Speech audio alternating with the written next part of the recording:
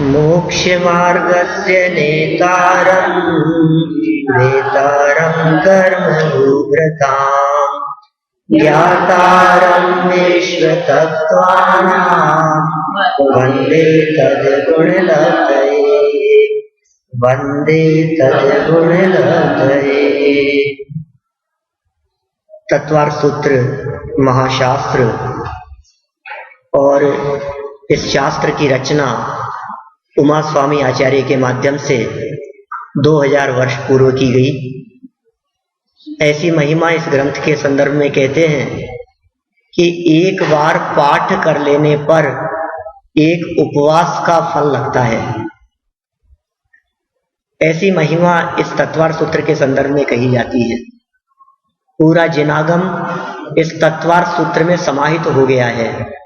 सारा जैन शासन माने जिनवाणी में जहां जहां जो जो प्रकरण है, उन सभी प्रकरणों के मूल, उन सभी प्रकरणों के बीज आपको यहां इस तत्वार सूत्र में दिखाई देंगे। कल हमने यहां इसके पहले अध्याय की चर्चा कर ली थी। आज 10 लक्षण के दूसरे दिन हमें दूसरे अध्याय की चर्चा करनी है ना। सूत्र का अर्थ हम देखते चलेंगे। वैसे संस्कृत में है सूत्र। आप लोगों को यहाँ संस्कृत का ज्ञान कितना है मुझे नहीं मालूम, लेकिन फिर भी हम कोशिश करेंगे कि उन सूत्रों से आपको वो अर्थ ख्याल में आता रहे। पहला सूत्र दूसरे अध्याय का, औपशमिक शायिकौ भावौ मिश्रस्य जीवस्य स्वतत्व मौलिक पारिणामिकौ च। औपशमिक शायिकौ भावौ मिश्रस्य जीवस्य स्वतत्व मौलिक पारिणामिकौ च। यहाँ इस सूत्र में उमा स्वामी आचार्य ने 5 भावों के नाम बतलाए हैं। आपको ध्यान होगा कल जो चर्चा हमने की थी उसमें प्रश्नोत्तर शैली की बात कही थी। समय पूरा हो गया, समझ लीजिए मुनिराज के प्रतिक्रमण का समय हो गया होगा, सामयिक का समय हो गया होगा, साधना का टाइम हुआ होगा, तो बोले बस आज इतना ही। ऐसा कह करके कल उन्होंने बात समाप्त कर दी। आज यह दूसरे दिन शिष्य पुनः उमा स्वामी के चरणों की शरण में आया और उमा स्वामी आचार्य से पूछा कि हमें जीव का स्वरूप बतलाइए। ऐसा प्रश्न पूछने पर उमा स्वामी आचार्य ने जीव के 5 भावों की चर्चा उसे बतलाई। 5 प्रकार के भाव होते हैं। पहला शब्द दिया इसमें औपशमिक, दूसरा शब्द है क्षायिक, भावौ माने ये भाव है। मिश्रश्च, तीसरे नंबर का भाव है मिश्र भाव। जीवस्य, जीव के हैं। स्वतत्वम, अपने ही हैं।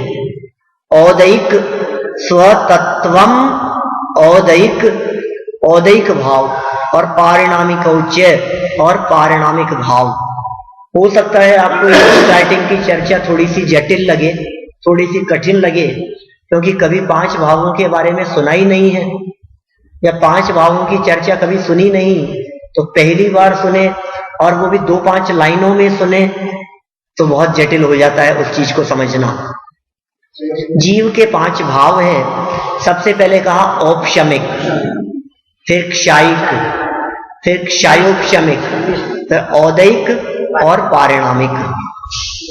क्या स्वरूप है इन भावों का बहुत संक्षेप में बतलाता हूं, अत्यंत संक्षेप में। उपशम से जो भाव हो वो औपशमिक।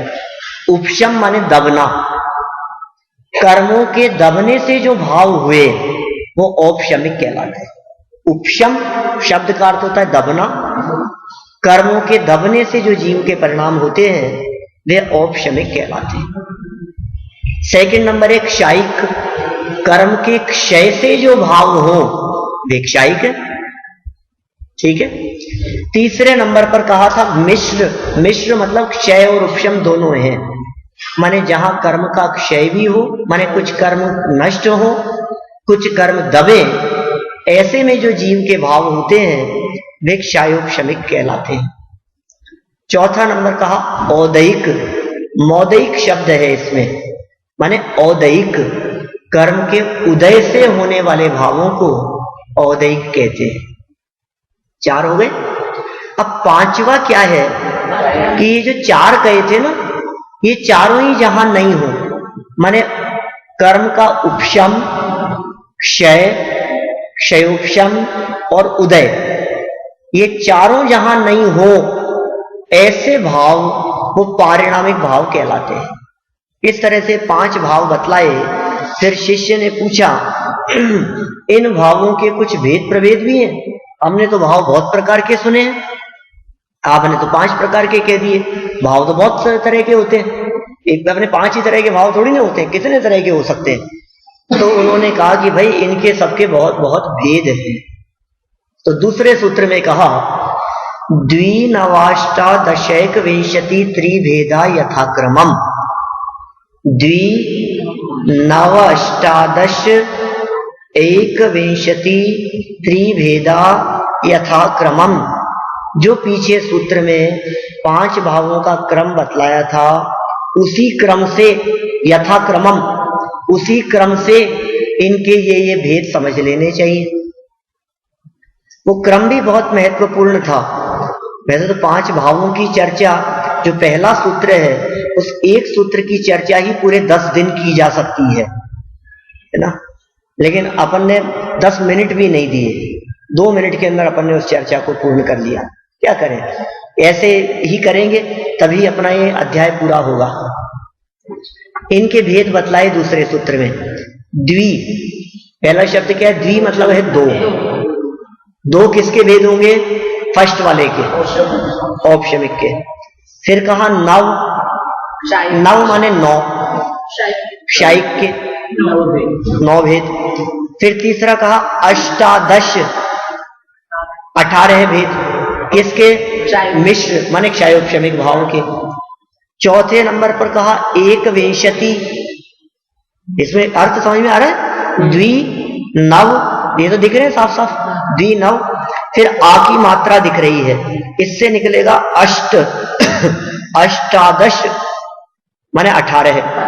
फिर ए की मात्रा है शय के ऊपर, वो है ए और क, एक विंशति माने 21 भेद, ये किसके? औदैक के। और त्रिभेदा, 3 भेद पारिणामिक के, यथाक्रमम, इसी क्रम से जानने चाहिए। फिर शिष्य ने प्रश्न किया कि साहब ये तो आपने संख्या बतला दी, भेद तो बताया ही नहीं,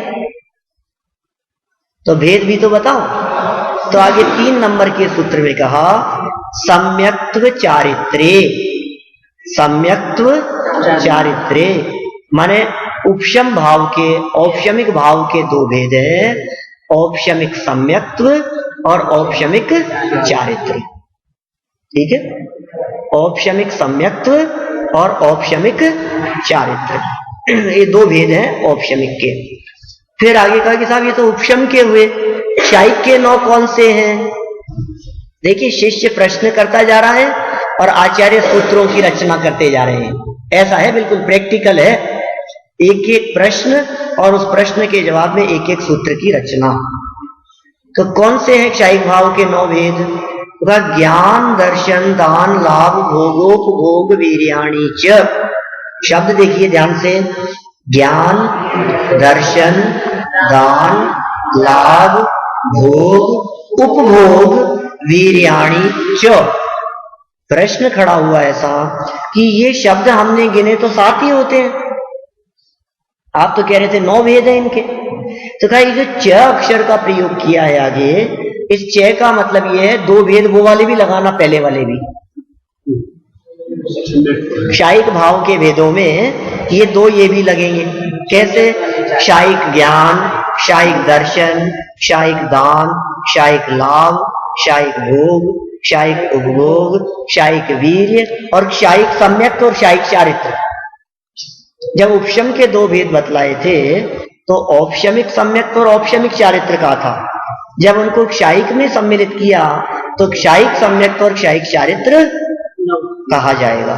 9 हो गए क्षयिक भाव के, यही 9 लब्धियां कहलाती है अरहंत भगवान के। 9 लब्धियां होती है ना अरहंत भगवान के, यही 9 कहलाती है। चलिए फिर कहा 18 भेद कौन से हैं क्षयोपशमिक भाव के? तो आगे सूत्र दिया 5 नंबर सूत्र, 53 सूत्र हैं टोटल, अभी 5वें सूत्र पर चल रहे हैं अपन। ज्ञानाज्ञान दर्शन लब्धयस चतुस्त्री पंच भेद सम्यक्त्व चारित्र संयमा संयमाश्च। थोड़ा सा बुद्धि को इसमें लगाना पड़ेगा तो अर्थ समझ में आएगा। ज्ञान और फिर आ की मात्रा है अज्ञान, ज्ञान अज्ञान, फिर कहा दर्शन, ज्ञान अज्ञान दर्शन, फिर कहा लब्धि, लब्धि। अब इन सब के बारे में क्या कहा? चतुह, चतुह माने तो है 4, इसी क्रम से लगाना। कितने शब्द हो गए थे? ज्ञान अज्ञान दर्शन और लब्धि, 4 शब्द कहे। इन सब की संख्या बतला रहे हैं। ज्ञान 4 प्रकार के। आप कहेंगे ज्ञान तो 5 प्रकार के होते हैं, कल ही तो सिखाया था। कल उमा स्वामी आचार्य ने कहा था मति श्रुत अवधि मन पर केवल 5 ज्ञान होते हैं, यहाँ 4 ही ले रहे हैं कि भैया ये क्षयोपशम ज्ञान का भेद है। केवल ज्ञान तो क्षायिक ज्ञान है, ज्ञान पीछे क्षायिक भी तो हुआ था ना एक।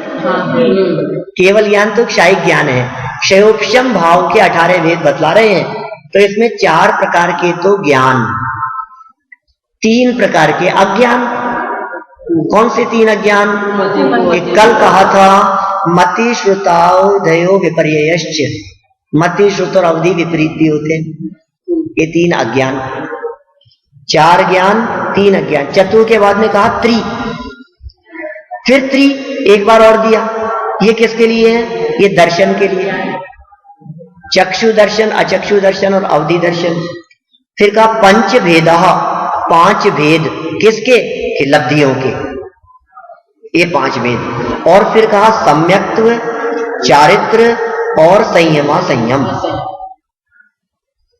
ठीक है, 5 लब्धियां कौन सी है? दान लाभ भोग भोग भी, ये 5 लब्धियां क्षयोपशम। ठीक है, तो 4 ज्ञान 3 अज्ञान 7 हो गए, 3 दर्शन 10, 5 लब्धियां 15, और फिर सम्यक्त्व चारित्र और संयमा संयम। इस तरह से 18 भेद क्षयोपशमिक भाव के होते हैं। बोले औदैहिक भाव के 21 भेद कौन से हैं? तो आगे सूत्र दिया, सूत्र ध्यान से देखें, साथ साथ में बोलेंगे तो भी अच्छा है लेकिन मुझे मालूम है आप लोगों को बोलने में बड़ी जटिलता है। हमारे इंडिया में लोगों से नहीं बोला जाता, तो यहाँ कनाडा में आप लोग हिंदी भी आप लोगों को जटिल पड़ती है कई बार तो बोलना, तो संस्कृत बोलना कितना कठिन है मैं समझ सकता हूं। देखिए फिर भी बहुत सरल है, हिंदी जैसी होती है संस्कृत। गति कषाय लिंग मिथ्या दर्शना ज्ञाना संयता सिद्ध लेश्याश चतुर्त्रय कई कई कैक षड भेदा। वापस बोलता हूं, बिल्कुल ध्यान से देखिएगा आप लोग देखिए। गति कषाय लिंग मिथ्या दर्शना ज्ञाना संयता सिद्ध लेश्याश चतुस्त्रय कई कई कैक षड भेदा। अब इसमें 21 भेद बतला दिए, औदैहिक भाव के 21 भेद बताए हैं। इसमें कौन कौन से? देखो गति शब्द दिया पहले, फिर कहा कषाय, फिर कहा लिंग, फिर कहा मिथ्या दर्शन, फिर अज्ञान, फिर असंयत, फिर असिद्ध, फिर लेश्या, और फिर इनकी काउंटिंग बतला दी सबकी। अब एक के साथ में एक एक लगाते जाना। देखो सब मैं संख्या बोलता हूं, आप शब्द बोलना। चतुह माने 4 गति, 4 तो गतियां हो गई। फिर कहा चतुह माने 4, कषाय माने कषाय भी 4 है। फिर कहा त्रय, त्रय माने 3 लिंग है। फिर इसके बाद में कहा एक मिथ्या दर्शन, फिर कहा एक अज्ञान, फिर कहा एक असंयम, फिर एक कहा असिद्ध। ठीक है, और फिर कहा षड, षड मतलब 6 लेश्या। ख्याल में 4 गति, 4 कषाय, तीन लिंग, एक मिथ्या दर्शन, एक अज्ञान, एक असंयम, एक असिद्ध और 6 लेश्या। इन सब का टोटल औदैक भाव के 21 भेद होते हैं। फिर पूछा पारिणामिक भाव के कितने भेद हैं?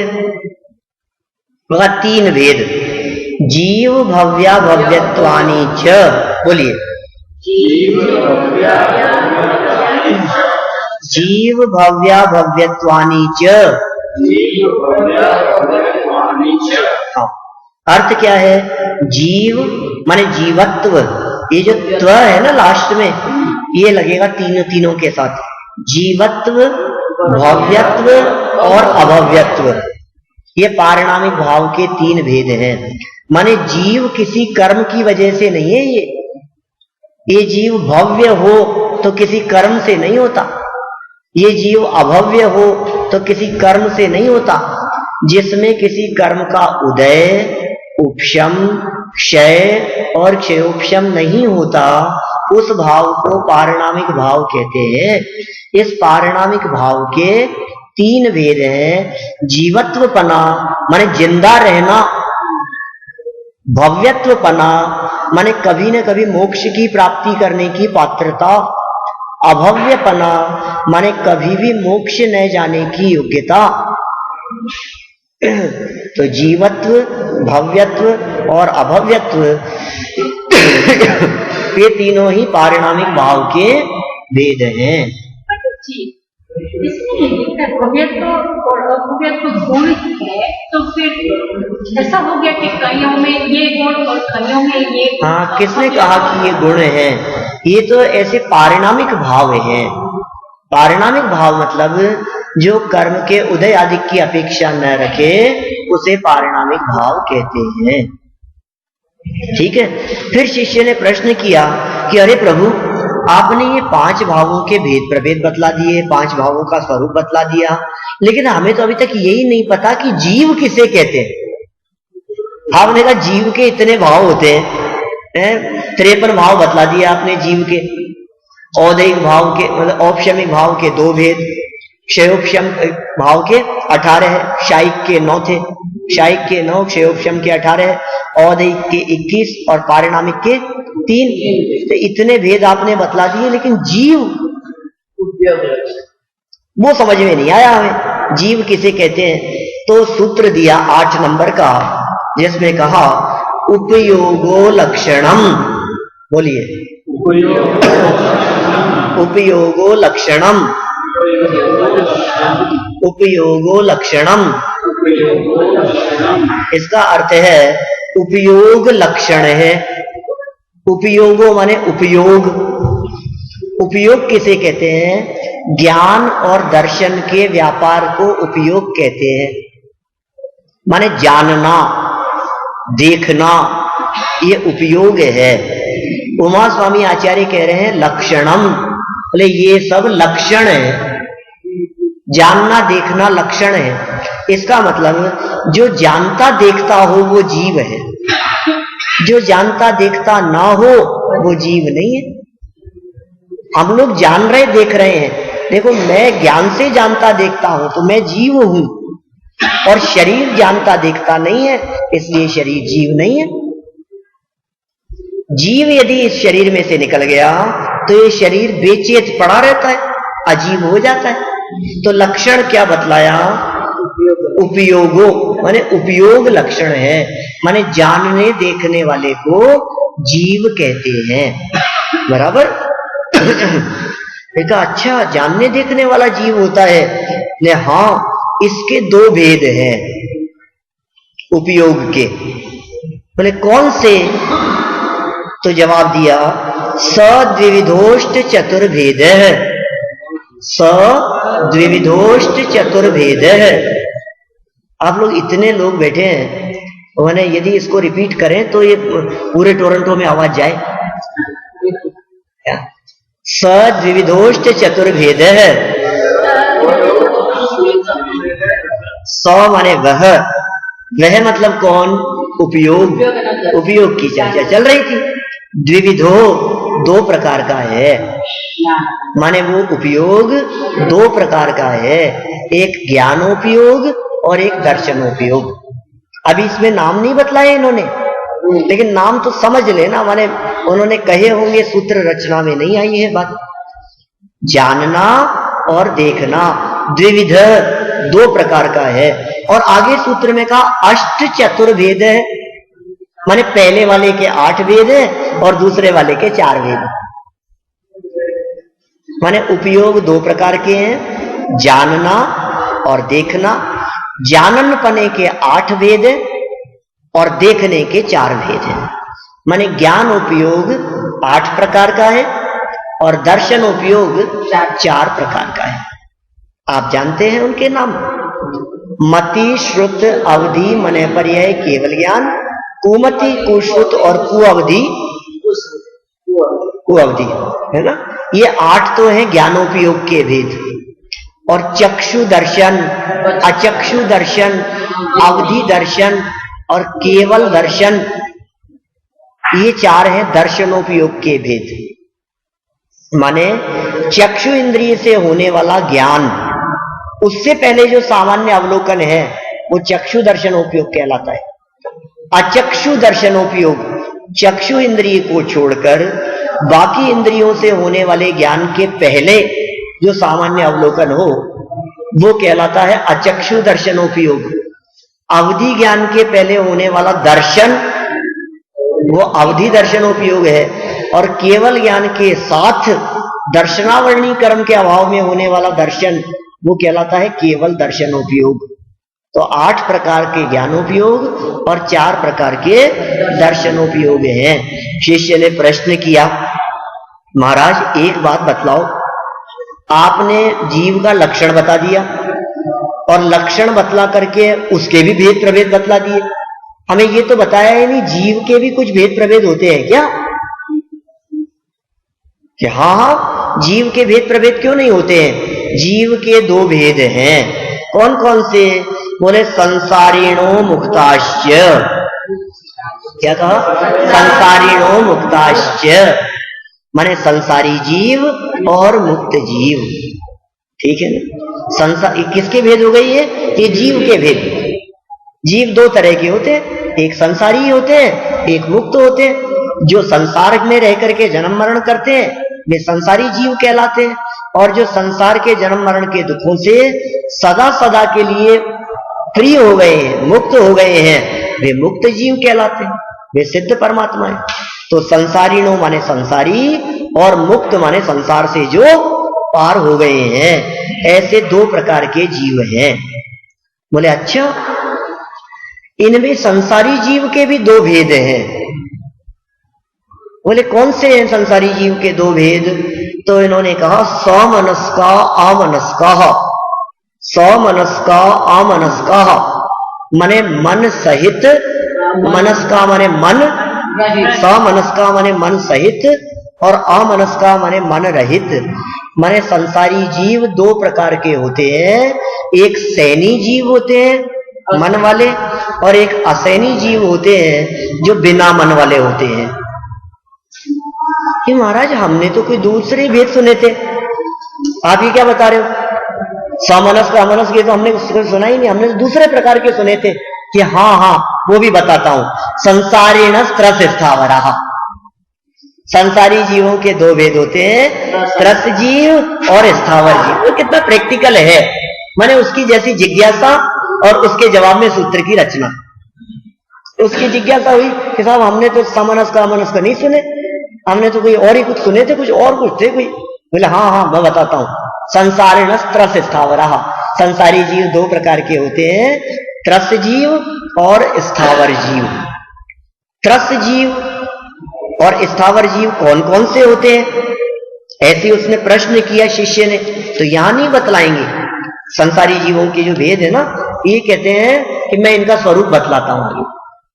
शिष्य ने पूछा कि भाई त्रस और स्थावर 2 तरह के संसारी होते हैं, तो इसमें त्रस कौन से होते हैं और स्थावर कौन से होते हैं, ये कैसे पहचानेंगे? तो आचार्य श्री ने कहा कि एक काम करता हूं, त्रस तो बाद में बतलाऊंगा, क्योंकि त्रस की चर्चा थोड़ी डिटेल में है, पहले एक वाक्य में स्थावर समझ लो। बोले बताओ महाराज। तो कहा पृथ्वी तेजो वायु वनस्पति है स्थावर। पृथ्वी तेजो वायु वनस्पति है स्थावर। माने प्रति माने पृथ्वी, फिर अप माने जल। संधि विच्छेद करके देखेंगे तो अप निकलेगा, पृथ्वी और अप। फिर तेज माने अग्नि, वायु, वायु मतलब पवन हवा। फिर वनस्पति है माने वनस्पति। तो पृथ्वी, जल, अग्नि, वायु और वनस्पति, ये सब कहलाते हैं स्थावरः। ये सब स्थावर जीव कहलाते हैं। पृथ्वी ही जिनका शरीर हो, जल ही जिनका शरीर है, अग्नि वायु वनस्पति ही जिनका शरीर है, बोलो ये स्थावर जीव कहलाते हैं। अब आप सोचिए, उमा स्वामी आचार्य ने 2000 वर्षों पहले ये बात लिख दी थी कि पहाड़ में जीव है, पेड़ में जीव है, वनस्पति में जीव है। और वनस्पति में जीव सिद्ध किया आपके जगदीश चंद्र बसु ने क्या, और उसको नोबेल पुरस्कार मिला इसलिए कि उसने वनस्पति के अंदर जीवन सिद्ध किया।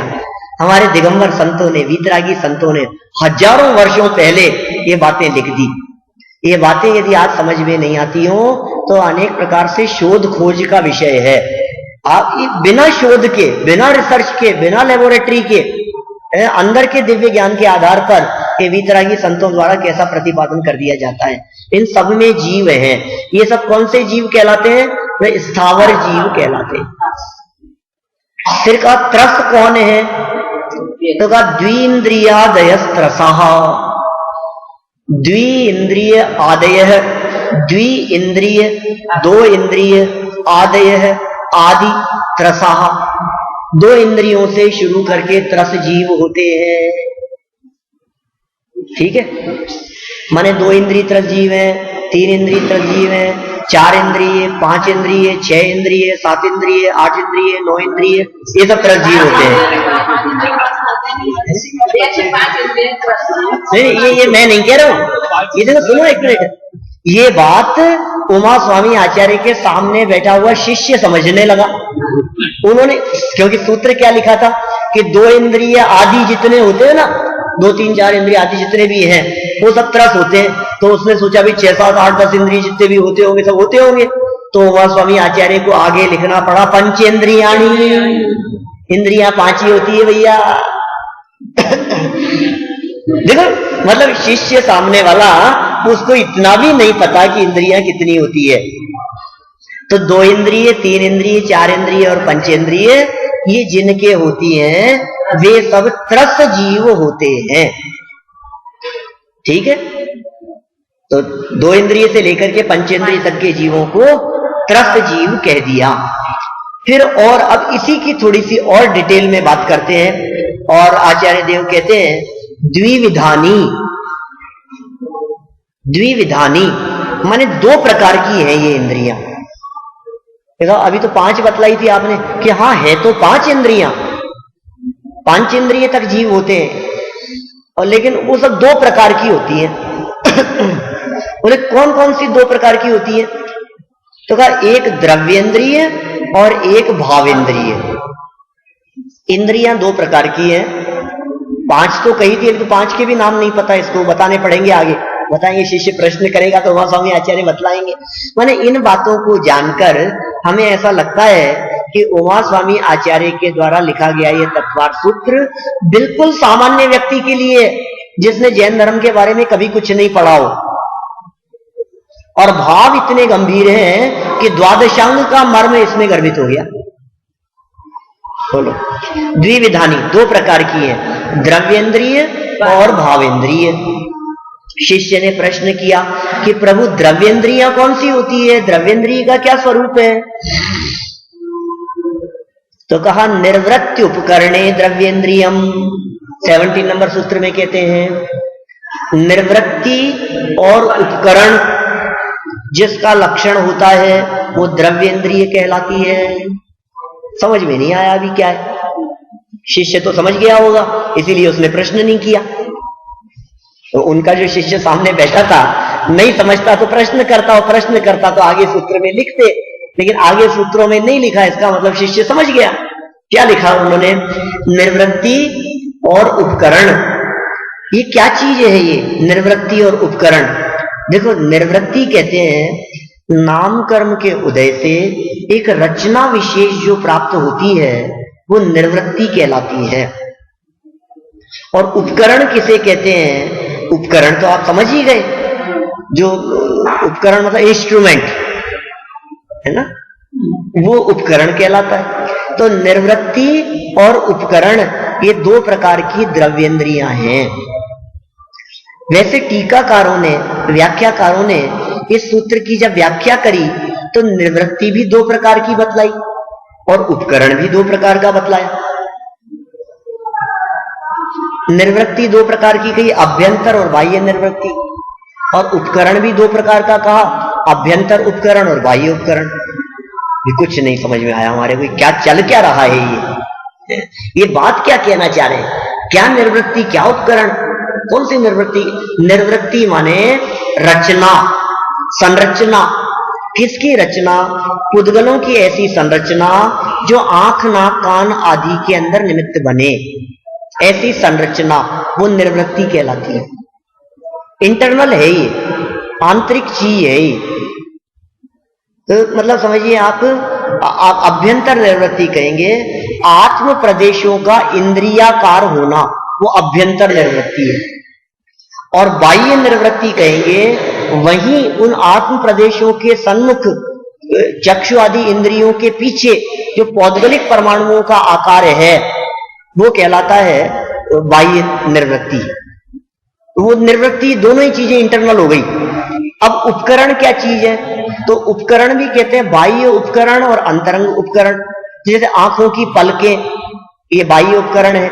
और आंतरिक उपकरण क्या है कि आंख में जो ये सफेद और काला जो दिखाई दे रहा है ये आंतरिक उपकरण है। ये द्रव्येंद्रिय के भेद हैं भाई। माने देखो, पलकें यदि काट दी जाए तो भी देखने में प्रॉब्लम नहीं होगी क्योंकि वो बाह्य उपकरण था। कान ऊपर से काट दिए जाए तो सुनाई देगा कि नहीं? सुनाई देगा, क्योंकि ये बाह्य उपकरण था, अंदर का इंस्ट्रूमेंट बराबर काम कर रहा है। तो ये उपकरण हो गया, ये द्रव्येंद्रिय है। और इसी के भीतर एक पौद्गलिक संरचना वगैरह है, ठीक है, वो कहलाते हैं निर्वृत्ति।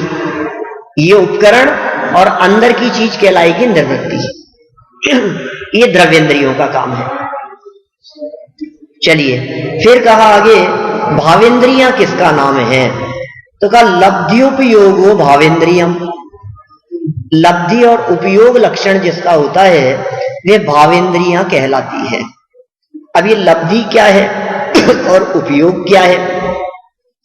लब्धि और उपयोग, देखो, ज्ञानावरणी कर्म के क्षयोपशम से जो शक्ति विशेष प्राप्त हुई वो कहलाती है लब्धि। भावेंद्रिय की बात चल रही है क्या? अकेले द्रव्येंद्रिय से काम नहीं चलेगा, भावेंद्रिय चाहिए। मैं आपसे कहता हूं कि समझ लीजिए कोई ऐसा जीव हो, एक इंद्रिय जीव, पेड़ है, उस पेड़ का ऑपरेशन करके आंखें लगा दी जाए तो पेड़ देख लेगा? नहीं देख पाएगा। क्यों नहीं देख पाएगा? क्योंकि उपकरण तो लग गया, द्रव्येंद्रिय तो दिखा दिया आपने, अंदर में भावेंद्रिय होनी चाहिए, ज्ञानावरणी का क्षयोपशम। क्या अंदर में ज्ञानावरणी कर्म का क्षयोपशम न होवे तो काम नहीं करता। और विशेष बात कहूं, उपकरण के मौजूद रहने पर भी जब तक ज्ञानावरणी कर्म का तत्संबंधी क्षयोपशम ना हो तब तक ज्ञान का विषय नहीं बनता कुछ भी। क्या माने समझिए, आंखें तो बराबर है, देख रही है, लेकिन ज्ञानावरणी कर्म का क्षयोपशम न होवे तो देख नहीं पाता। वो शक्ति चाहिए अंदर में देखने की, ठीक है। वो क्या कहलाती है? लब्धि। और उपयोग की का लब्धि भी है, ज्ञानावरणी कर्म का क्षयोपशम भी है, किंतु क्षयोपशम होने पर भी नहीं विषय बन रहा है क्योंकि आपका उपयोग कहीं दूसरी तरफ है। क्या? तो लब्धि भी चाहिए, क्षयोपशम भी चाहिए, और क्षयोपशम के साथ साथ आपका वर्तमान में उस दिशा में उपयोग भी चाहिए। क्योंकि ऐसा होता है, उपयोग नहीं होता तो ऐसा होता है कि सूत्र नंबर 18 पंडित जी बतला रहे हैं और हम 16 देख रहे हैं। ये कैसे हो गया? कहां चले गए? फिर बगल वाले से पूछते हैं भैया किधर चल रहा है, ये क्यों हुआ? क्षेयोपशम तो था ज्ञानावरणी कर्म का, तो फिर समझ में आनी चाहिए थी ना, ज्ञान का विषय बनना चाहिए था ना, कि नहीं उपयोग नहीं था। तो अकेला क्षेयोपशम से ज्ञान नहीं होता, उपयोग भी उसके साथ में जुड़ा हुआ हो तो कार्यकारी होता है।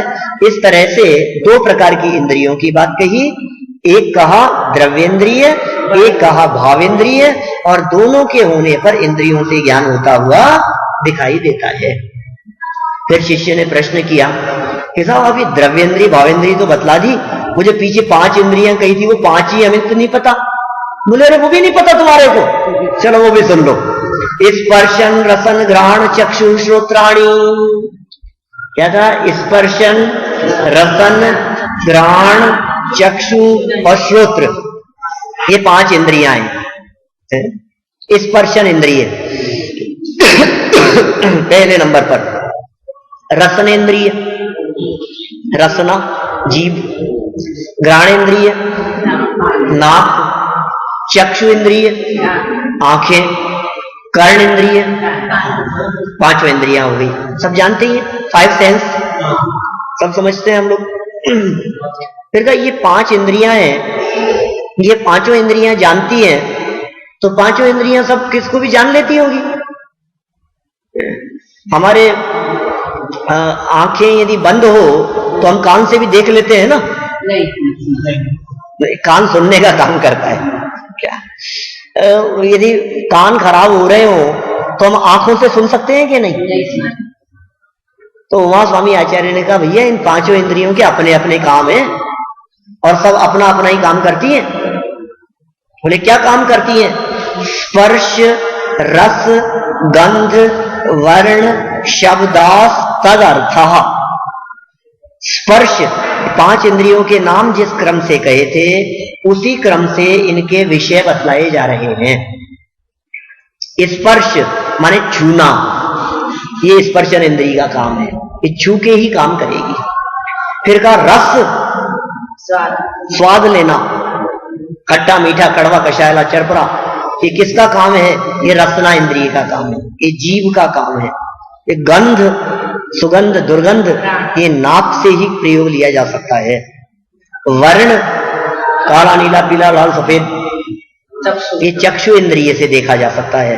और शब्द शब्दाह तत् अर्थाह ये सब इनके पदार्थ हैं, ये सब इनके विषय हैं। 5 इंद्रियों के ये सब विषय कह दिए गए। ठीक है। फिर शिष्य ने प्रश्न किया कि साहब आपने वो मन की बात कही थी अभी पीछे, 5 इंद्रिय, मन भी तो कहा था आपने, समनस कामनस कहे थे आपने, वो मन का भी कुछ काम होता है। तो वह श्रुतम अनिंद्रियस्य, श्रुतम अनिंद्रियस्य, श्रुतम माने श्रुत, श्रुत ज्ञान गोचर, अनिंद्रियस्य वो मन का काम है। श्रुत ज्ञान गोचर पदार्थ वो मन का काम हुआ करता है। देखिए क्या है एक्चुअल में चक्कर कि मन जो काम करता है वो श्रुत ज्ञान पूर्वक काम करता है। अनिंद्रिय शब्द का प्रयोग किया है अनिंद्रिय से, अनिंद्रिय माने मन, अतीन्द्रिय आत्मा, आत्मा अतीन्द्रिय है, मन अनिंद्रिय है। अंतर क्या में आता है? आत्मा अतीन्द्रिय है और मन ईशत इंद्रिय अनिंद्रिय है। मति ज्ञान, श्रुत ज्ञान और मन, इन तीनों में क्या अंतर है? कल हमने चर्चा की थी मुकेश जी भाई सबसे। क्या अंतर है इनमें? कि मति ज्ञान इंद्रियों से काम करता है, चक्षु इंद्रिय से देखा, ठीक है ना, रसना इंद्रिय से चखा, छू करके देखा, ये छुआ, ये किसका काम है? मति ज्ञान। और छूने पर गरम लगा या ठंडा लगा, अच्छा लगा या बुरा लगा, ये श्रुत ज्ञान का काम है। ठीक है। अब मन क्या काम करता है? मन काम करता है कि जो अच्छा और बुरा लगा है, यदि बुरा लगा है तो दोबारा उसके पास में नहीं जाना। ये मन का काम। माने इंद्रिय से जानना ये मति ज्ञान, उससे ही विशेष जानना ये श्रुत ज्ञान, और मति और श्रुत के माध्यम से जानकर समझ लीजिए आप, उससे आगे इस बात तक ले जाना ये काम करने योग्य है या नहीं करने योग्य है, तो मन का काम है।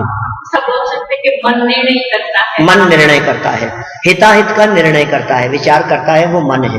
तो प्रश्न किया ये इंद्रियां होती किसके है, ये बताओ,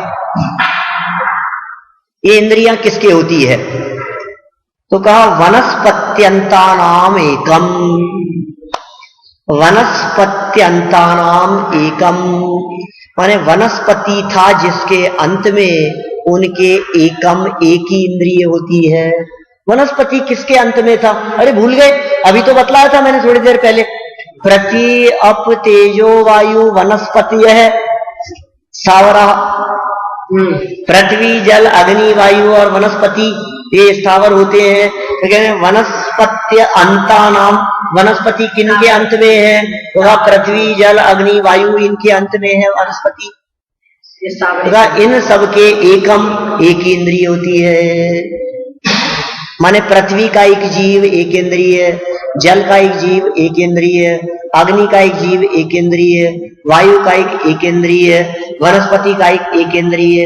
कहने का मतलब ये है कि पृथ्वी हो चाहे वनस्पति हो, अकेले स्पर्शन इंद्रिय के माध्यम से ही उन्हें ज्ञान होता है। चख नहीं सकते, देख नहीं सकते, सुन नहीं सकते, लेकिन छू करके ज्ञान करते हैं, क्योंकि उन सबके एक ही इंद्रिय है। वनस्पत्यंता नाम एकम। कि चलो साहब ये तो समझ में आ गया, दो इंद्रिय वगैरह किस किस के हैं ये बताओ। नया प्रश्न, समाधान उसका। क्रमी पिपीलिका भ्रमर मनुष्य आदि नाम एक रद्धानी। क्रमी पीपीलिका भ्रमर मनुष्य आदि नाम एक एक वृद्धानी, एक एक बढ़ा लेना इन सबके। कैसे? क्रमी, कृमि शब्द का अर्थ होता है लट, इल्ली, दो इंद्रिय है वो। एक एक वृद्धानी कही ना, तो पीछे पृथ्वी जलादिक के तो एक इंद्रिय कही थी, अब क्रमी की एक बढ़ा लो तो दो इंद्रिय हो गया। फिर पिपीलिका, पिपीलिका माने चींटी, ये तीन इंद्रिय है। फिर भ्रमर माने भंवरा, ये चार इंद्रिय है। और मनुष्य ये पंचेंद्रिय है। ठीक है, इन सबके एक एक इंद्रियां बढ़ती चली जाती है। देखो मैं एक रफली आइडिया देता हूं आपको, क्योंकि इसमें तो एक एक नाम बतलाया है ना। अभी ये पहचाने कैसे अपन? तो देखो, जो जीव बहुत छोटे हों किंतु रेंग कर चलते हों, वे दो इंद्रिय है। देखो सर्प आदि को नहीं लगाना, वे भी रेंग कर चलते हैं, वो वहां नहीं। अभी मैं जो बहुत मोटा मोटा एक पकड़ने के लिए आइडिया दे रहा हूं आपको, है ना। इल्ली आदि चावलों में हो गई, गेहूं में हो गई, ऐसे खाद्य सामग्री में जो हो जाती है, वो दो इंद्रिय है, रेंग करके चलती है। आंखें नहीं होती उसके, नाक नहीं होती उसके, कान नहीं होते उसके, दो इंद्रिय है। तीन इंद्रिय जीव कौन होते हैं? जो जीव थोड़े से जिनके पर होते हैं लेकिन जो काटते हैं।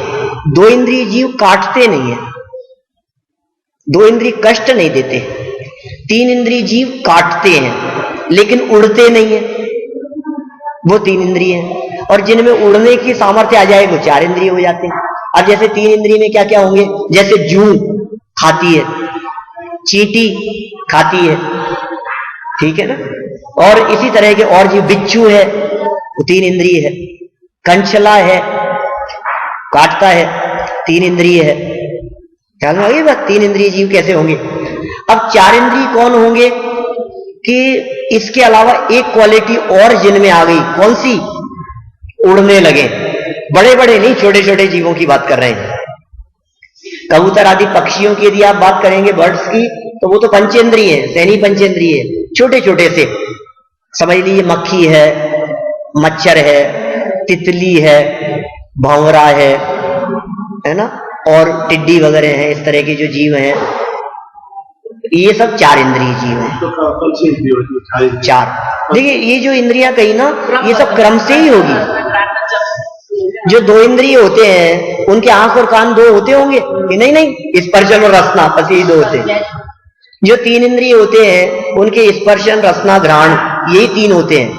जो चार इंद्रिय होते हैं उनके स्पर्शन रसना घ्राण चक्षु ये चार ही होते हैं। जो पंचेंद्रिय होते हैं वे सब बड़े बड़े जीव सब पंचेंद्रिय हैं। चिड़िया है, कबूतर है, पिकॉक, पैरट आदि सभी सभी, गाय भैंस कुत्ता बिल्ली मनुष्य आदि, देव नारकी, ये सब पंचेंद्रिय हैं। ख्याल में आगे कठिन तो नहीं है बात, हम पहचान सकते हैं कौन कितने इंद्रिय जीव है। एक बात और मार्मिक कहना चाहता हूं, एक एक इंद्रिय की प्राप्ति होना अत्यंत दुर्लभता से होता है, और जो चीज जितनी दुर्लभता से प्राप्त होती है उस चीज के छीन लेने पर पाप भी उतना ज्यादा लगता है। एक इंद्रिय जीव की हिंसा में पाप कम है, दो इंद्रिय जीव की हिंसा में उससे बहुत गुना ज्यादा पाप है, तीन इंद्रिय की हिंसा में और ज्यादा पाप है, चार इंद्रियों की और पंचेंद्रिय जीव की हिंसा में महापाप। तो सावधान रहें, इनकी हिंसा भी हमारे माध्यम से ना हुए। चलिए आगे बढ़ते हैं, अपन 53 तक चलना है अभी अपने को, 23 तक आए हैं अभी। हम तत्वार सूत्र हमने सरदार सिद्धि चलाया था तो 4 साल में चला था, डेली चलते हुए, डेली रूटीन में चले तो 4 साल में पूरा होवे। रोजाना चले 7 डेज वीक, 5 डेज वीक भी नहीं। तो अब आप सोच लीजिए अभी अपने को पूरा करना है 10 दिन में। क्या 10 दिन में मतलब 10 दिन मतलब दिन रात नहीं, 10 दिन माने 10 घंटे। क्या 10 घंटे सुबह से शाम बैठा तो 1 दिन हो गया ऐसा। लेकिन मार्मिक बातें हैं, जानने योग्य है अपने लिए सारी बातें, नए नए विषय आएंगे सब। देखिए क्या कहते हैं कि साहब, ये तो आपने इंद्रियों की बात कह दी, आपने मन का लक्षण नहीं बतलाया। मन का क्या लक्षण है? वह संगीन है समनस्क। बस जो समनस्क होते हैं ना, मन सहित जो भी जीव होते हैं वो सब संगी कहलाते हैं। संगी कौन है? मन सहित वाले जीवों को संगी कहते हैं। चलिए फिर आगे प्रश्न किया कि भाई ये जो मन सहित होते हैं जीव, और कुछ आपने बिना मन वाले भी जीव कहे, तो फिर ये जीव बिना मन के भी इधर उधर चला जाता है, गमन करता है। मन नहीं होता तो भी ऐसा सब होता है। जीव मर जाता है मान लो, तो मर करके एक जगह से दूसरी जगह पर जाता है, तब तो मन नहीं होता होगा, तो वो कैसे जाता होगा? वो मरने के बाद ये जीव एक जगह से दूसरी जगह पर कैसे चला जाता है? तो सूत्र दिया आगे 25 नंबर, विग्रह गतौ कर्म योग है। विग्रह गतौ, विग्रह गति में कर्म योग है, कर्माण काय योग होता है। ये विग्रह गति क्या होती है? एक शरीर छोड़ देने के पश्चात दूसरा शरीर प्राप्त करने के पहले बीच के मार्ग का जो टाइम है वो विग्रह गति का समय कहलाता है। ये शरीर तो छूट गया, अब दूसरी जगह जाके जन्म लेगा, तो जहां जाके जन्म लेगा वहां तक पहुंचने के पहले जो रास्ते का समय है, रास्ते का जो काल है, रास्ते का जो भी जैसी भी परिस्थिति होगी वो कहलाएगी विग्रह गति। एक विग्रह शब्द का अर्थ किया जाता है मोड़, मुड़ना, और गति माने है गमन। तो बोले मुड़ करके जो गति हो वो विग्रह गति कहलाती है, पर मोड़ लेकर के जहां जाए। एक विग्रह शब्द का अर्थ किया जाता है शास्त्रों में शरीर, माने शरीर प्राप्ति के लिए जो गमन हो वो विग्रह गति कहलाता है। विग्रह गति माने ये शरीर तो छूट गया, अब बिना शरीर का हो गया ये जीव, तो शरीर के लिए जो गति होगी वो विग्रह गति कहलाएगी। प्रश्न ये था कि वो गमन हुआ कैसे था, उसका आधार क्या था? तो कहा कर्म योग है। एक कर्माण नाम का शरीर है और अंदर में जिसकी वजह से गमन होता है, तो विग्रह गतौ कर्म योग है। कहा ये जो गति होती है, ये गति कैसी होती है, चलता कैसे, इधर उधर कहीं कैसे जाता है? कहा अनुश्रेणी गति है। 26 नंबर, अनुश्रेणी माने स्टेट। अनुश्रेणी माने लाइन से चले। आपके यहां तो ट्रैफिक वैसे ही सब लाइन से चलता है, मोड़ भी ना है? मोड़ में हाँ मुड़ता नहीं है, माने मुड़ेगा तो 90 डिग्री पे टर्न लेगा। चेस खेलते समय जैसा रुख चलता है, हाथी एलिफेंट जैसा चलता है, बस 90 डिग्री पर टर्न लेगा। ये पोजीशन रहती है। जीव जाएगा तो सीधा जाएगा, फिर ऐसे मुड़ेगा, फिर ऐसे मुड़ेगा, जहां भी जाना होगा। इसको कहा अनुश्रेणी गति है। अविग्रह जीवस्य, अविग्रह माने बिना शरीर वाले, मुक्त गति, मुक्त अवस्था वो जीवस्य, जीव की होती है। वो कहा अविग्रह माने वो बिना मोड़ वाली है। ये संसार दशा में तो ये जीव मुड़ मुड़ करके जाता है। यहां से मरा, वहां जाकर के चींटी बनना है तो यहां से सीधा जाएगा, फिर ऐसे सीधे जाएगा, उधर जाएगा, तिरछा होगा, जो भी जैसी उसकी अवस्था होगी, स्टेट घूम करके वहां तक पहुंचेगा। लेकिन जब मुक्त होता है ये जीव, जब सिद्ध दशा की प्राप्ति करता है, तब क्या होता है? जिस जगह पर मुनिराज बैठ करके ध्यान कर रहे होते हैं और यदि उन्हें निर्वाण की प्राप्ति हो जाए तो उसी जगह से बिल्कुल स्ट्रेट सीधे चले जाते हैं और वहीं जाकर के विराजमान होते हैं। सम श्रेणी में बिल्कुल स्ट्रेट सीधे सिद्धालय में वहीं जाकर के विराजमान होंगे। इधर उधर उड़ते नहीं है, इधर उधर नहीं जाते हैं, आड़े तिरछे नहीं जाते हैं, सीधे जाकर के विराजमान होते हैं। इसीलिए सम्यक शिखर जी पर जाकर के यदि आप देखें, भारत में झारखंड में सम्यक शिखर जी जो अपना सबसे बड़ा सिद्ध क्षेत्र है, वहां उस क्षेत्र पर सर्वाधिक सिद्ध परमात्मा मौजूद हैं। भरत क्षेत्र के जितने जीवों ने वहां से तपस्चरण किया, उतने जीवों ने वही मुक्ति प्राप्ति की और वहां ऊपर मौजूद है। एक में एक जगह नहीं रोकते सिद्ध परमात्मा।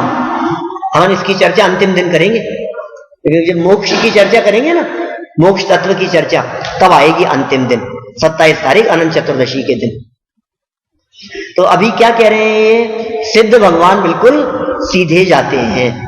और देखो अपन सम्यक शिखर जी जाते हैं, एक सज्जन मिले, वहां से उतरे और रात को भोजन कर रहे थे। मैंने कहा भैया क्या कर रहे हो यार, अभी तो वंदना करके आए हैं, रात को भोजन कर रहे हो? बोले नहीं नहीं पंडित जी। मैंने कहा यार नरक जाओगे, नरक के काम करते हो इस तरह के? तो पता है क्या बोला? अरे पंडित जी आपको वो इतना नहीं पता, एक बार वंदे जो कोई ताई नरक पशुपति नहीं हुई। सम्यक शिखर जी की वंदना कराया, अब कहा नरक, अब कहा तिर्यंच, अब नहीं होगी नरक तिर्यंच गति की प्राप्ति। अब तो मैं सम्यक शिखर जी जाया। मैंने कहा भैया ये बात ऐसा नहीं है, इसका अर्थ समझना पड़ेगा। क्या हम चलाएंगे 1 बजे तक, ठीक है ना? 1 बजे तक चलेगा अपना ये विषय। मैंने कल भी कही थी ये तत्वार सूत्र की चर्चा तो 1.5 घंटे चलेगी। क्या मैं चाहता तो पूरी भी कर सकता था जल्दी, क्योंकि तो मेरे हाथ में है। आप चाहें तो 1 घंटे में भी पूरी कर सकता हूं, लेकिन आप लोगों को वो सूत्रों का मजा नहीं आएगा। एक्चुअली क्या जो सूत्र का मर्म और जो मजा आना चाहिए ना, थोड़ा सा हाँ समझ में आना चाहिए। यात्रा वाली बात तो ऐसी है कि वहां सम्यक शिखर जी पर सर्वाधिक सिद्ध परमात्मा ऊपर मौजूद है।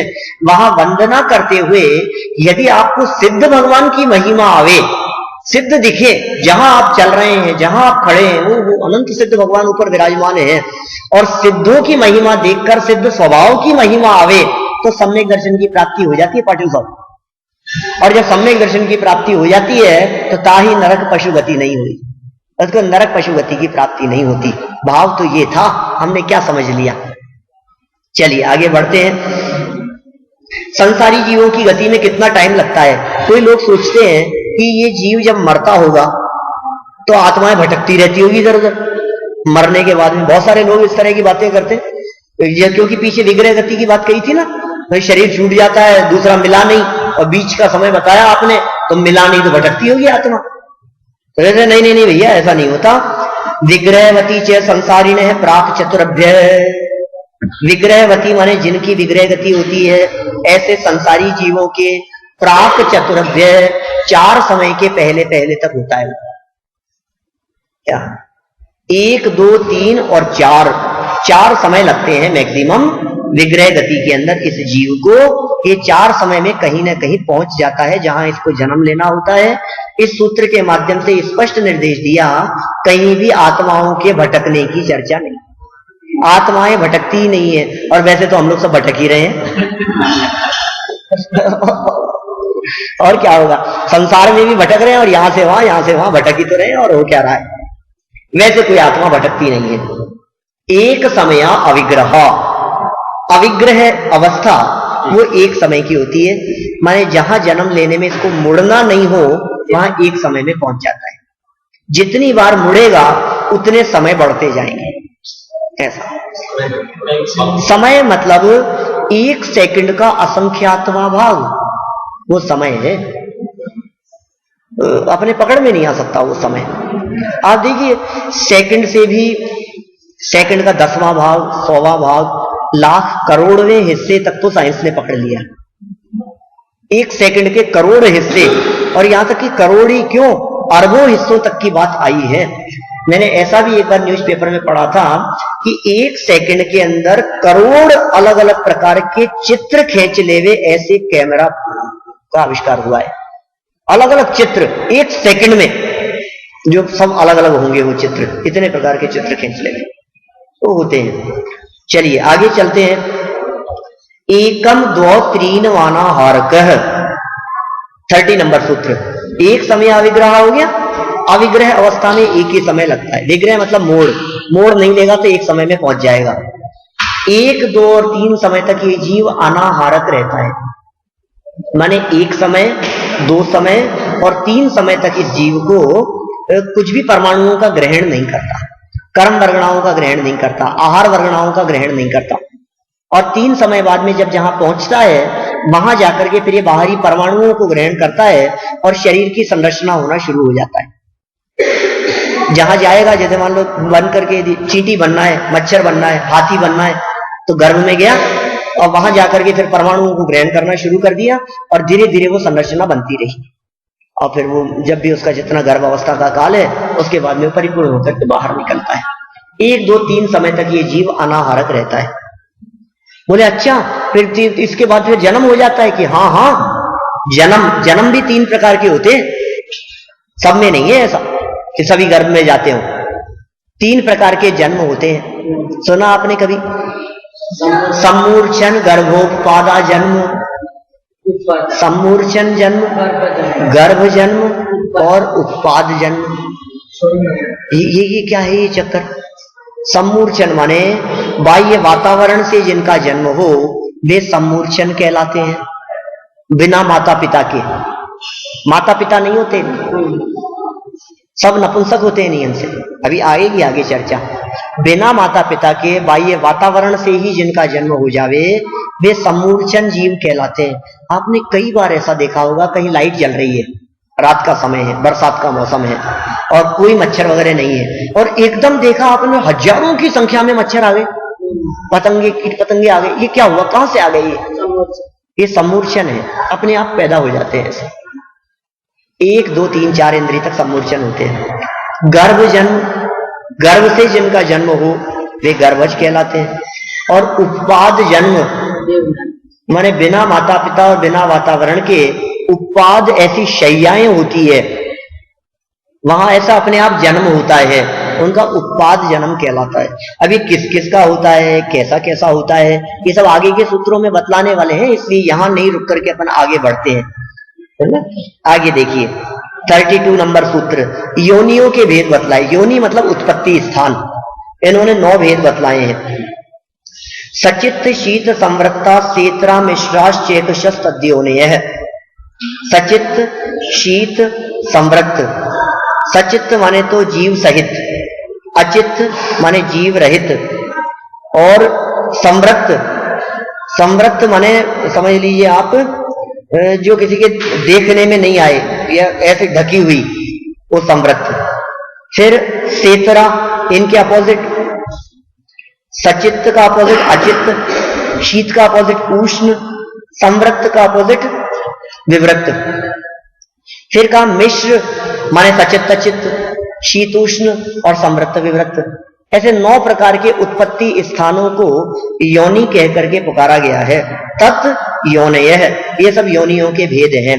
माने 2 इंद्रिय जीव पैदा हो गए, 4 इंद्रिय पैदा हो गए। कुछ ऐसे जीव होते हैं जो ठंड में पैदा होते हैं, कुछ ऐसे होते हैं जो गर्मी में पैदा होते हैं।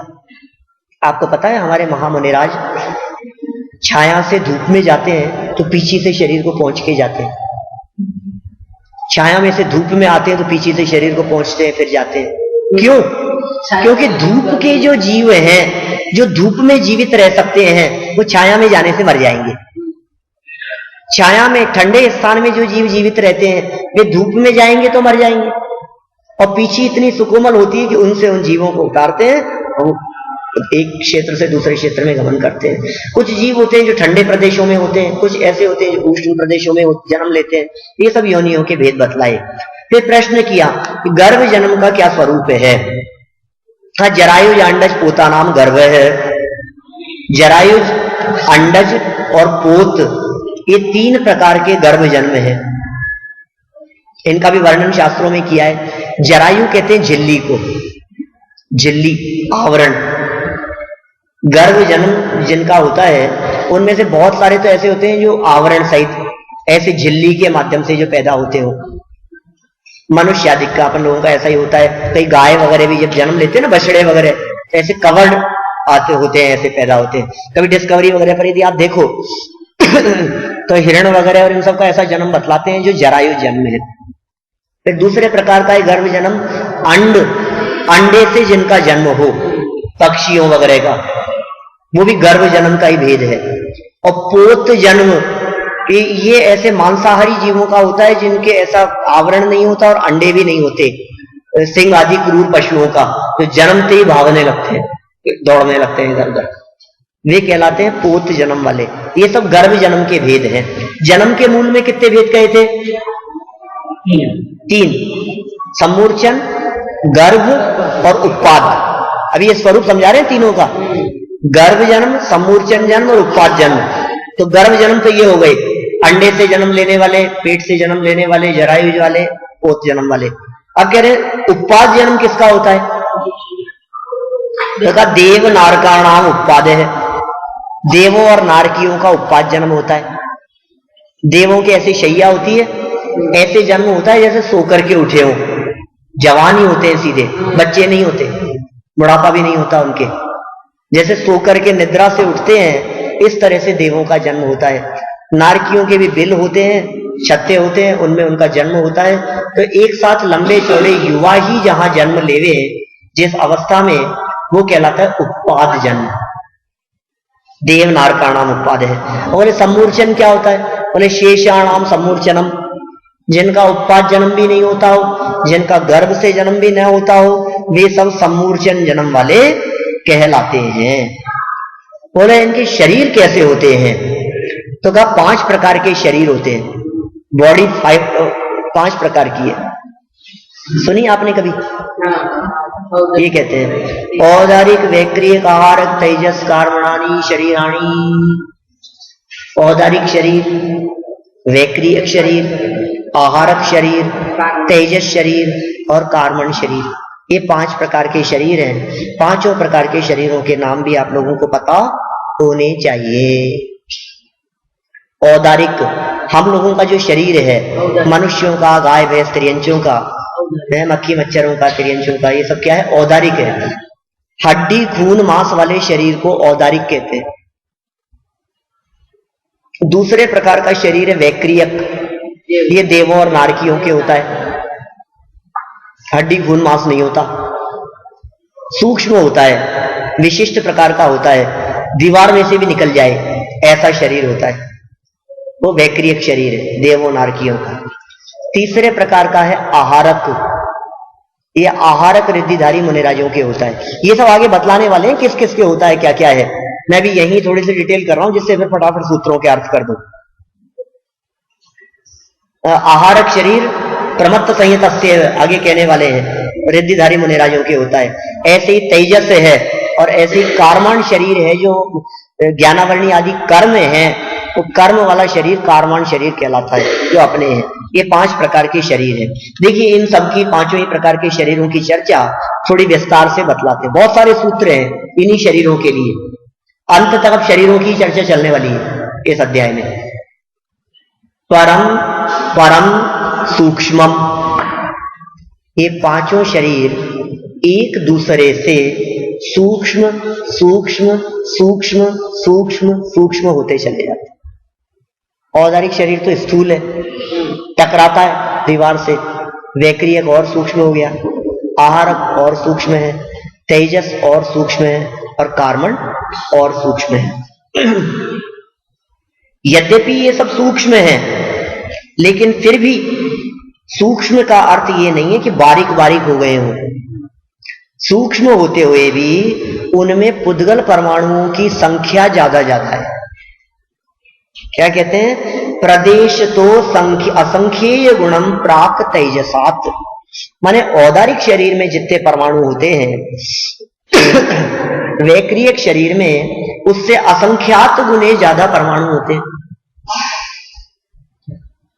असंख्येय गुणम, वैक्रियक शरीर में जितने परमाणु होते हैं उससे असंख्यात गुणे ज्यादा परमाणु होते हैं आहारक शरीर में। ये तेजस के पहले पहले तक कहा, माने औदारिक से असंख्यात गुणे परमाणु वैक्रियक में, और वैक्रियक से असंख्यात गुणे ज्यादा परमाणु आहारक में। ऐसा आप तेजस तक की तो बात कह दी, आगे क्या होता है? बोले अनंत गुणे परे। आहारक शरीर से अनंत गुना ज्यादा परमाणु तेजस में होते हैं, और तेजस से अनंत गुना ज्यादा परमाणु कार्माण शरीर में होते हैं। तेजस और कार्माण तो जानते हैं आप। तेजस शरीर होता है, शरीर में तेज प्रदान करने का काम जिसका होता है। हमारी बॉडी में जो तेज है, जो उष्णता है, जो गर्मी है, वो तेजस नाम के शरीर का काम है। 3 शरीर हैं हमारे वर्तमान में। ये जो बॉडी दिखाई दे रही है ये औदारिक शरीर है। इस बॉडी में जो तेज है, उष्णता है, गर्मी है, वो तेजस शरीर है। और आत्मा के साथ जो बंधे हुए कर्म हैं वो कार्माण नाम का शरीर है। ये 3 शरीर हैं हमारे। तेजस शरीर भी 2 प्रकार के होते हैं, एक निकलने वाला और एक नहीं निकलने वाला। उसकी चर्चा आगे सूत्र में आएगी, तब बतलाऊंगा। अभी कहा इन्होंने अप्रतिघाते। अप्रतिघाते माने ये घात नहीं होता, ये टकराते नहीं है। कौन से?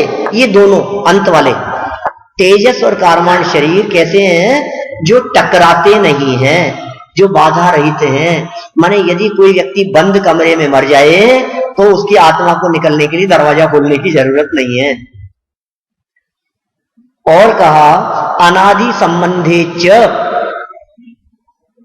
कैसा सूत्र दिया? अनादि संबंधे च, माने इन शरीरों का अनादि काल से संबंध है। औदारिक शरीर तो छूट जाता है, लेकिन तेजस कार्माण नहीं छूटते। वैक्रियक भी देवों और नारकियों के छूट जाता है, लेकिन विग्रह गति में भी तेजस कार्माण बने रहते हैं। तो ये जो शरीर है तेजस और कार्माण शरीर, इन दोनों शरीरों का संबंध अनादि काल से इस जीव के बना हुआ है। कि अच्छा, किसके बना हुआ है अनादि काल से? तो कहा सर्वस्य, सभी के, सब संसारी जीवों के ये 2 शरीर तो अनादिकाल से होते ही होते हैं ही हमारे साथ में। एक बार ये जीव शरीर से रहित हो जावे तो फिर दोबारा कभी भी शरीर की प्राप्ति ना होगी। ऐसा है। देखा साहब, एक साथ एक जीव के इतने 2-3 भी शरीर हो जाते हैं, एक साथ एक ही जीव के। हम तो सोचते थे हमारे एक ही शरीर है। बोले नहीं नहीं, 2-3 की बात करते हो, 4 तक भी हो सकते। आगे सूत्र दिया 43 नंबर। तदादिनी भाज्यानी युगपदे कस्मिन्ना चतुर्भ्यः। तद आदिनी इन दोनों से ही आदि शुरू करके, तत् माने वे जिनकी पीछे चर्चा चल रही थी, जो अनादिकाल से तेजस और कार्माण, इन दोनों से शुरू करके भाजित विभाजित करते हुए, माने इन 2 से शुरू करें। युगपद एक साथ, एकस्मिन् माने एक ही जीव के चतुर्भ्य 4 शरीर तक हो सकते हैं। किसी जीव के 2 शरीर, किसी जीव के 3 शरीर और किसी जीव के 4 शरीर भी हो सकते हैं।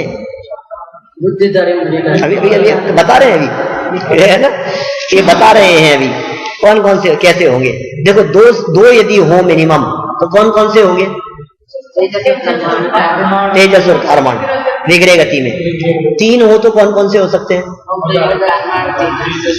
औदारिक, तेजस और कर्मण 3, या फिर वैक्रियक, तेजस और कर्मण, ये भी 3 हो सकते हैं। देवों के वैक्रियक, तेजस, कर्मण 3 शरीर है। चलिए अच्छा, 4 हो तो कौन कौन से हो सकते हैं? औदारिक, तेजस, कर्मण और आहारक भी। माने समझ लीजिए, आहारक शरीर किसके होता है? रिद्धिधारी मुनिराजों के होता है। 6वें 7वें गुणस्थानवर्ती रिद्धिधारी मुनिराज होते हैं। मस्तक से पुतला निकलता है एक, शंका के समाधान के लिए, सफेद रंग का, एक हाथ प्रमाण सफेद, आगे बतलाने वाले हैं आगे सूत्र में। माने वो जो पुतला निकलता है वो शंका के समाधान के लिए, तीर्थ वंदना के विकल्प के लिए उनको ऐसा विचार आया कि तीर्थ वंदना करना है, चातुर्मास का समय चल रहा है, विहार तो करते नहीं है, तो मस्तक से पुतला निकलेगा और सीधा जाएगा, 90 डिग्री पर टर्न लेगा और जहां भी तीर्थ क्षेत्र होंगे उनकी वंदना करके आ जाएगा, शंका की समाधान करके वापस लौट करके आ जाएगा। ये जो पुतला निकला है ये शरीर है, ये आहारक शरीर कहलाता है, रिद्धिधारी मुनिराजों की संभव है। वो तेजस है, वो तेजस है। तो तेजस 2 प्रकार के होते हैं, मैंने कही ना, अभी बतलाऊंगा मैं।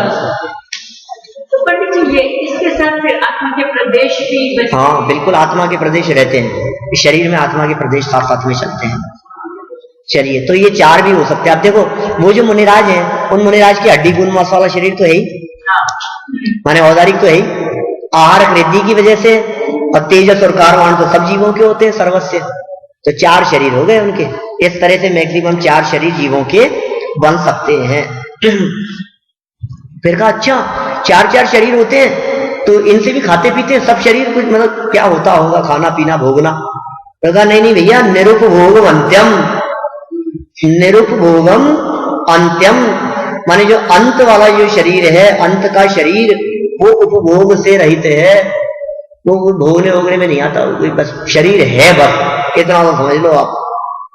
फिर उन्हें ये शरीर होते किस किस के हैं, कौन कौन सा शरीर किस किस के होता है, तो बहुत शॉर्ट में बतलाते हैं, संक्षेप में। गर्भ सम्मूर्छन जमाद्यम, गर्भ जन्म और सम्मूर्छन जन्म जिन जीवों का होता था उनके तो कहा आद्यम, पहला वाला शरीर। गर्भ जन्म किनके होता था बताओ? मनुष्यों के, पंचेंद्रिय त्रियंचों के, गाय भैंस कुत्ता बिल्ली आदि के गर्भ जन्म होता था। सम्मूर्छन किसके होता था? 1 इंद्रिय 2 इंद्रिय 3 इंद्रिय 4 इंद्रिय जीवों के, मक्खी मच्छर कीड़े मकोड़े, ये सम्मूर्छन जन्म होता था इनके। सैनी पंचेंद्रिय भी हो सकते हैं, यद्यपि सम्मूर्छन होते हैं। स्वयं रमण समुद्र आदि के अंदर महामत्स्य वगैरह है जो सैनी पंचेंद्रिय सम्मूर्छन है।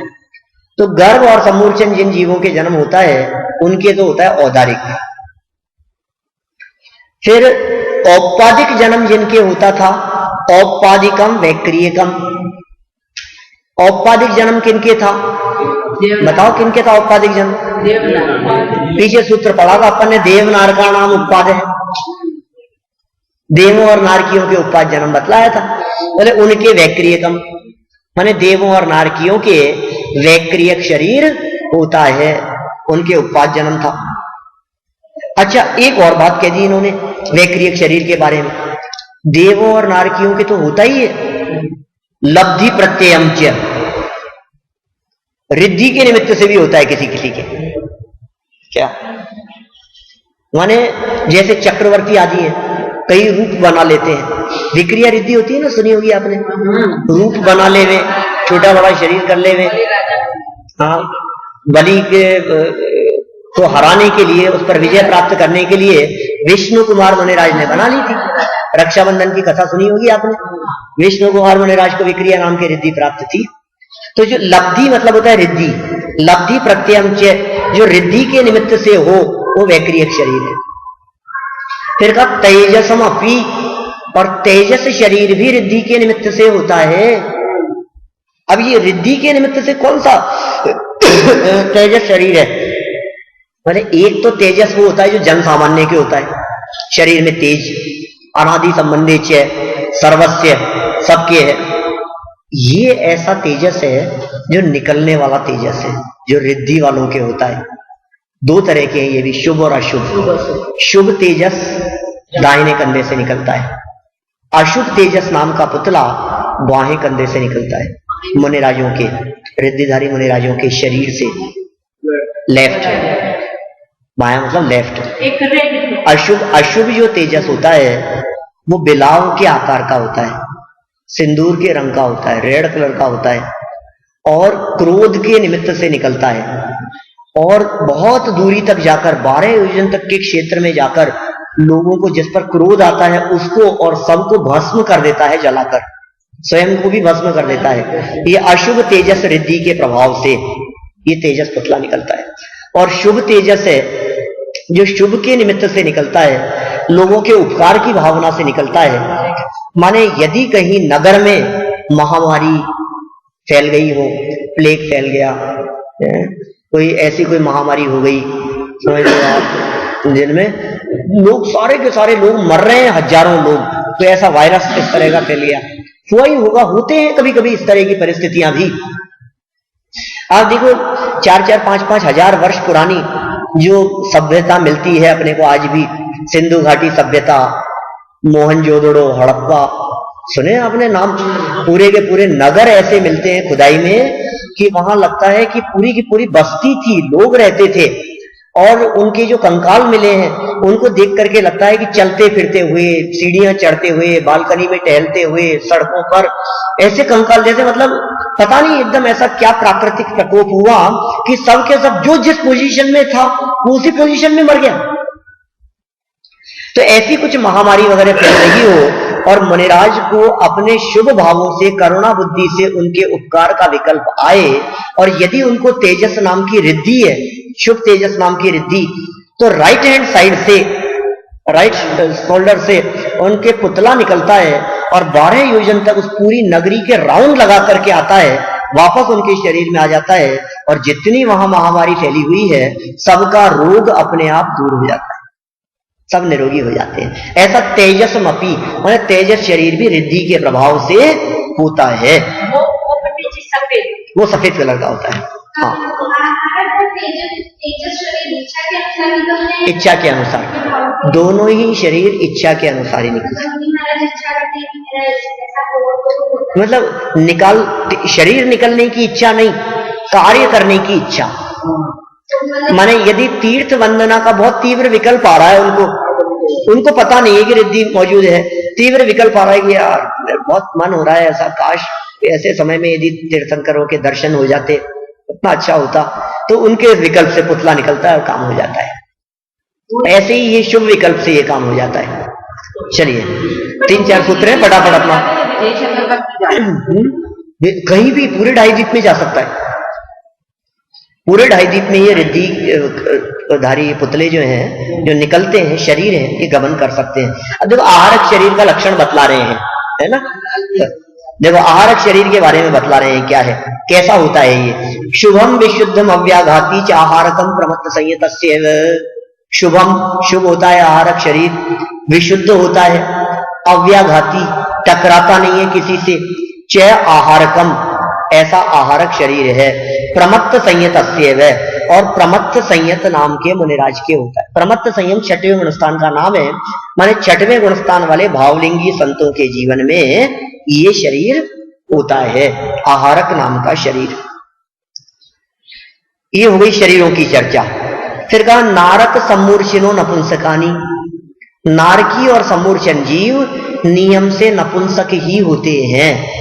यह इस बात को सिद्ध करता है कि नारकी जीवों के भी माता पिता नहीं होते और सम्मूर्छन जीवों के भी माता पिता नहीं होते, वे सब नपुंसक ही होते हैं।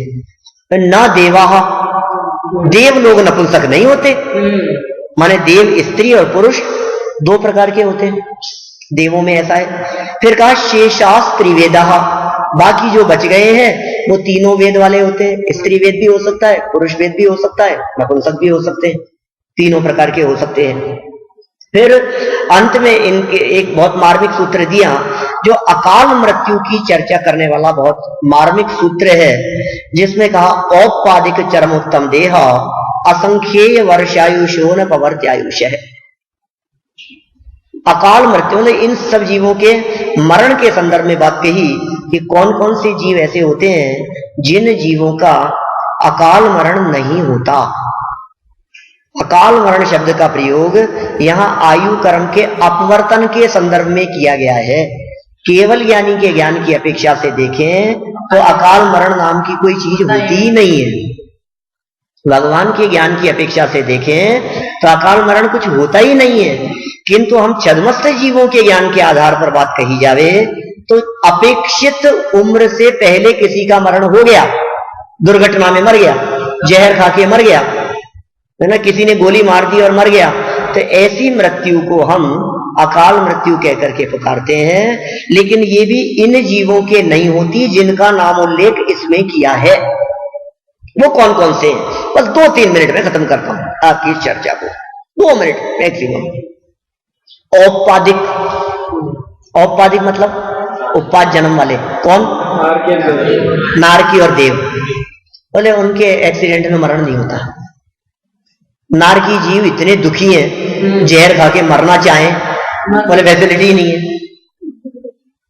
आयु कर्म का अपवर्तन नहीं होता, जितनी लेके आयो भोगनी पड़ेगी भैया, भुगतनी पड़ेगी। औपाधिक जन्म वाले। चरम उत्तम देहा, चरम शरीरी माने उसी भाव से मोक्ष जाने वाले। और उत्तम देहा, उत्तम देहा माने महापुरुषों की जो देह है, 63 शलाका पुरुषों की, 169 महापुरुषों की देह, वो उत्तम देह कहलाती है। ठीक है, तो चरम शरीरी और उत्तम देह वाले, तो ये दोनों यदि साथ में हो तो उनके भी आयु कर्म का अपवर्तन नहीं होता। फिर देखिए, असंख्येय वर्ष आयुष है, असंख्यात वर्षों की जिनकी आयु है, ऐसे कौन होते हैं? भोग भूमिया जीव, उनके भी आयु कर्म का अपवर्तन नहीं होता। माने ये जो जीव कहे हैं, भोग भूमि वाले जीव, चरम शरीरी उसी भाव से मोक्ष जाने वाले, और कौन से उत्तम शरीर वाले होने चाहिए? शलाका पुरुषों वाले, चरम शरीरी शलाका पुरुष, उनके अकाल मरण नहीं होगा, और भोग भूमिया जीवों के भी अकाल मरण नहीं होगा। फिर शिष्य ने प्रश्न किया कि महाराज ये सारे जीव रहते कहां हैं? बोले आज का समय तो हो गया है, शेष चर्चा इति तत्वार्थाधिगमे मोक्ष शास्त्रे द्वितीय अध्याय है। इस तरह ये दूसरा अध्याय अपना समाप्त हुआ। अब ये जीव रहते कहां कहां है, क्षेत्र कहां कहां है, कैसा कैसा है, इन सब की चर्चा करने वाला तीसरा अध्याय है, जिसकी चर्चा, पूरे तीसरे अध्याय की चर्चा हम कल के व्याख्यान में लेंगे। अभी की बात को हम विराम देते हैं। मैं समझता हूं ये दूसरा अध्याय पूरा आप लोगों के समझ में आया होगा, है ना? लगता है कि कुछ नई नई बातें हमारे को जानने को मिली है। अब सोचिए आप, ये पूरा तत्वार सूत्री जब हम पढ़ लेंगे तो क्या होगा, कितनी नॉलेज है, कितने ज्ञान है, कितने प्रकार के विषय हैं, कितने टॉपिक्स हैं इसमें, हर तरह के टॉपिक इस तत्वार सूत्र के अंदर अवेलेबल हैं। इसलिए तत्वार सूत्र एक बार जिसने पढ़ लिया और समझ लिया, इसका मतलब उसने पूरा जिनागम पढ़ लिया। आप सभी ये 10 लक्षण पर्व 2015 के अवसर पर 10 दिनों में पूरे तत्वार सूत्र का अभ्यास करते हुए जिनागम के मर्म को समझें और अपने मनुष्य जन्म को सफल सार्थक करें। इसी भावना से बात को विराम देता हूं। बोलो उमा स्वामी आचार्य की, तो महावीर भगवान की। जनवाणी स्तुति।